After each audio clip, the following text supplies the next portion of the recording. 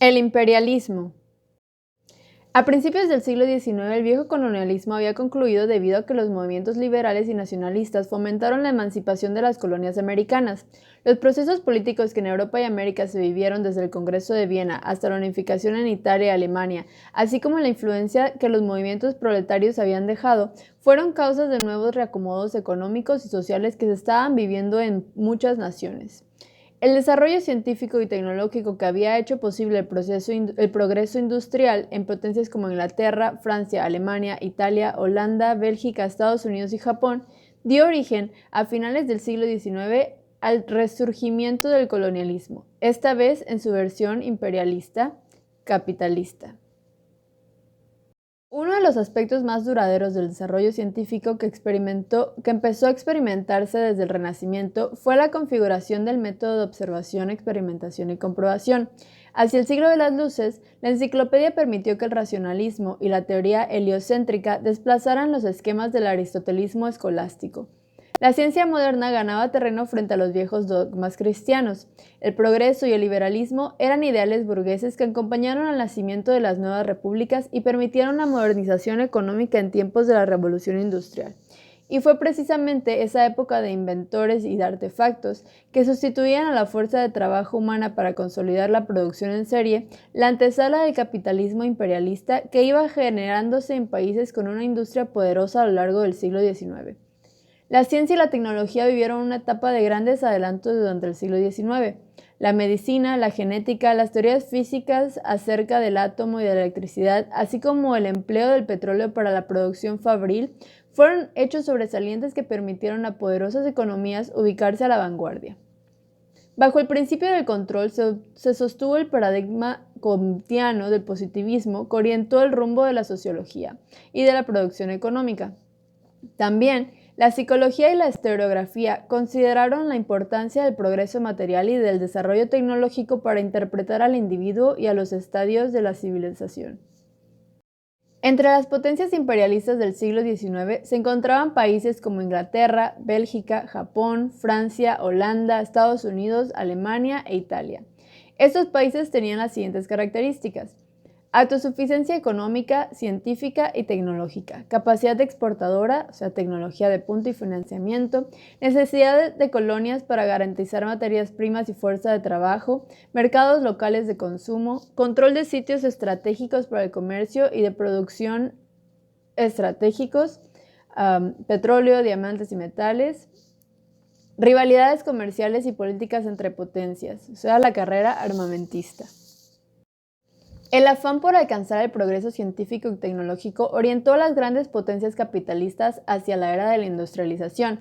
Poseedoras de una industria poderosa, las grandes potencias dependían de los avances en sus sistemas de producción fabril y de un óptimo transporte ferroviario y marítimo que les permitiera una mejor y más rápida obtención de materias primas, así como una eficaz distribución de sus manufacturas en sus colonias.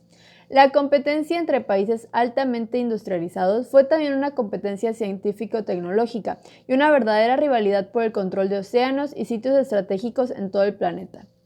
La posibilidad de resolver mediante la guerra los conflictos geopolíticos entre potencias capitalistas era considerada como una salida eventual en ese panorama de ambiciones imperialistas del nuevo orden económico-industrial.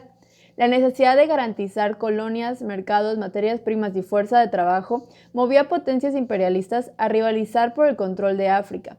Francia logró colonizar territorios como Túnez, Argelia y Marruecos sobre la costa africana del Mediterráneo. Inglaterra tuvo una visión estratégica y negoció la construcción del Canal de Suez en Egipto para controlar el contacto entre Europa, Asia y África en el Medio Oriente.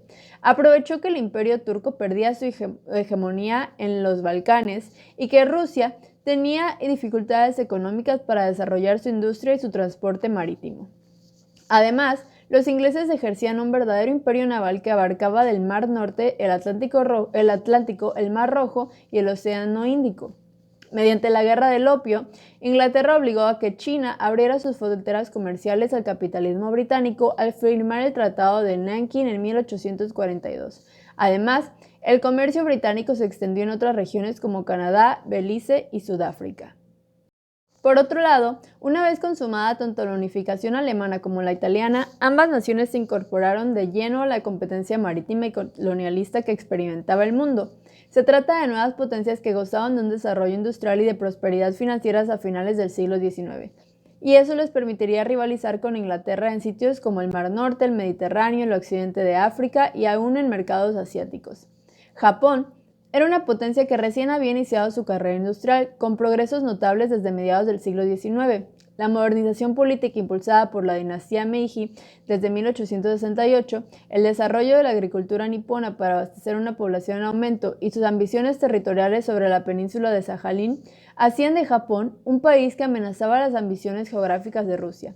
Fue hasta 1905 cuando los japoneses demostraron su potencial bélico y su armamento moderno al derrotar a Rusia y arrebatarle a Corea y otros puntos estratégicos para el comercio industrial.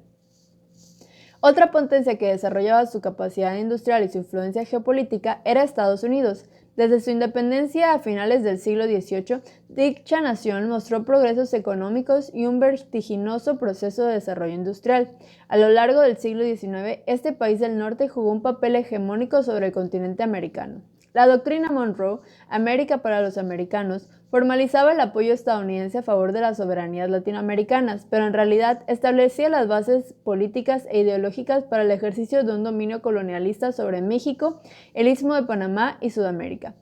Durante el siglo XIX, Estados Unidos expandió su influencia territorial al adquirir el norte de México mediante la Guerra de 1846. Alaska, Guam, Hawái y otros sitios estratégicos sobre el Pacífico. Además, en 1898, la independencia de Cuba y Puerto Rico sirvió para la anexión de ambas colonias al capitalismo norteamericano. También le fue posible apoderarse de Filipinas, ya que la derrota de España en el Caribe y en el Pacífico hizo posible la consolidación del imperialismo yanqui. El siguiente esquema resume los rasgos sobresalientes del imperialismo. Por un lado tenemos las potencias industriales como Italia, Francia, Alemania, Italia, Bélgica, Holanda, Estados Unidos y Japón.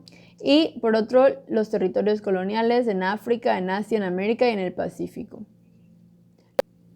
Las características más importantes, o lo que hizo posible el imperialismo, fueron los adelantos científico-tecnológicos, la producción fabril a base de petróleo y electricidad y la competencia armamentista. Pregunta: entonces, ¿qué distingue el imperialismo colonialista de finales del siglo XIX? Opción A, el Producto Interno Bruto. Opción B, el control de productos estratégicos. Opción C, las reglas internacionales que armonizan el comercio. Opción D, la pobreza productiva en las grandes potencias. Me gustaría ver tu respuesta en los comentarios y la respuesta correcta estará siempre en la caja de descripciones. Muchísimas gracias por ver. Si te ayudó, comparte, dale like y sígueme en otras redes sociales. Gracias.